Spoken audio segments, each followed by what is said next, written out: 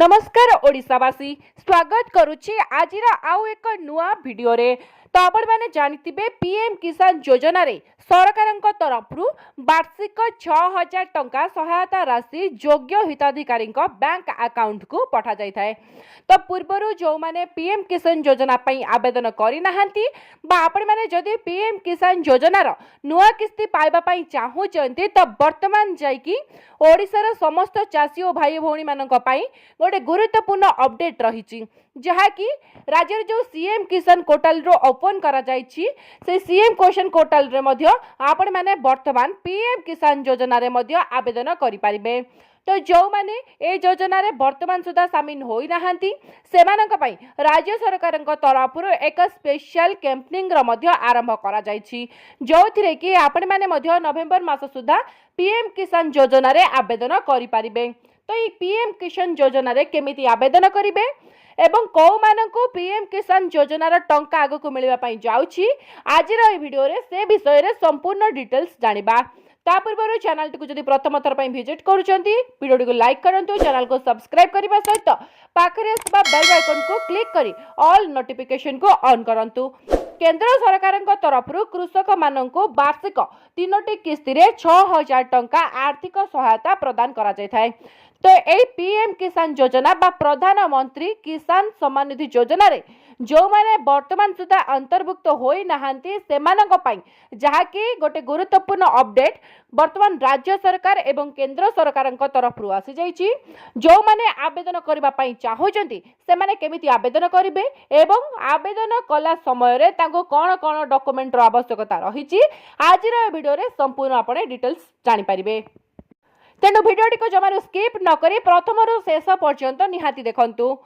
तो आपण माने जेमिति जानिथिबे बा आपण माने सर्च मध्ये मारि परिबे कृषि विभाग ओडिशा तरफरो ट्विटर हैंडल रे एक पोस्ट करा जायछि जोतरे कि लेखा जायछि राज्य सरकारक पक्षरु पीएम किसान योजना रो स्वतंत्र जाकी अभियान जारी रहिछि। तेणु राज्यर समस्त ग्रामांचल और सहरांचल भूमिधारी योग्य कृषिधारी मानक पीएम किसान योजना रे अंतर्भुक्त करा। तो ये स्वतंत्र अभियान 8/11/2024 पर्यंत चालू रहिबो अर्थात नवेम्बर 8 तारिख पर्यंत ए अभियान चलिबो। आपण मानकु निहाती 8 तारिख पूर्व पीएम किसान योजना रे जायकि नुआ आवेदन करबा पई पड़िबो। तो पीएम किसान योजना रो स्वतंत्र अभियान चालू रही जो कि ग्रामांचल सहरांचल समस्त वर्गर भूमिधारी जेमिति कि क्षुद्र नाममात्र एवं मध्यम गृह चाषी माने ए प्रक्रिया रे शामिल होई परिबे। तो आपण माने समस्त जेमिति जानिथिबे जेहेतु सीएम किसान योजना रहिछि बा पूर्वरु जो कालिया योजना रे जो परिवर्तन होई के सेटा वर्तमान सीएम किसान योजना होईछि सेतिरे केवल क्षुद्र और नाममात्र चाषी अंतर्भुक्त करा जिवो। ता छडा जो मध्यम बा लार्ज फार्मर रहिचंती बा बृहत चाषी रहिचंती से माने पीएम किसान योजना पई आवेदन करि परिबे।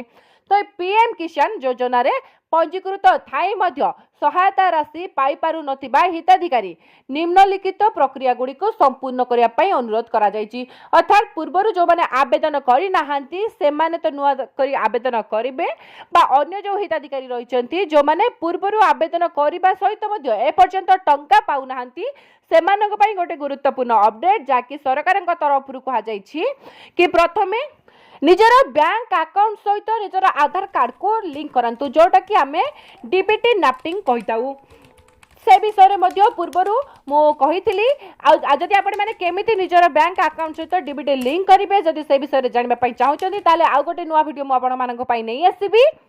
या छड़ा देखो आउ गोटे रही निजर जमी जमा संबंधी तथ्य कृषक ओडिशा पोर्टल रे अपलोड करंतु।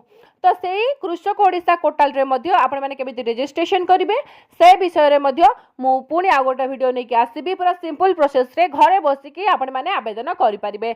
एवं 3 नंबर जोटा रही आपणकर निकटस्थ जनसेवा केंद्र एवं ग्राम्य नोडाल ऑफिस द्वारा किंबा पीएम किसान पोर्टल को जाइए निजे निजर ई केवाईसी को कंप्लीट करंतु। ए कार्यक्रम बाई जो प्रक्रिया आपण मानकर 8 नवेम्बर 2024 पर्यंत चालू रहिबो। तेणु आपण माने निजर पाखापाखी जनसेवा केंद्र को जाई जाकि निःशुल्क रे पंजीकरण कराई पारिबे।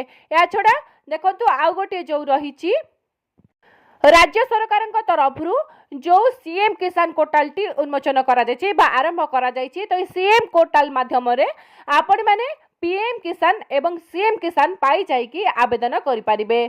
तेणु केमी आवेदन करेंगे यार परवर्ती भिडियो मुझे पाखक नहीं आसबि से चैनल सहित निहाती जड़ित होकर भिडियो भल लगी समस्त पाखक शेयर करने सहित समस्त को सचेतन निश्चित भाव करूँ। शेष पर्यंत भिडियो देखि समस्त को पुणी थे हृदय सहित बहुत बहुत धन्यवाद। जय जगन्नाथ, वंदे मातरम।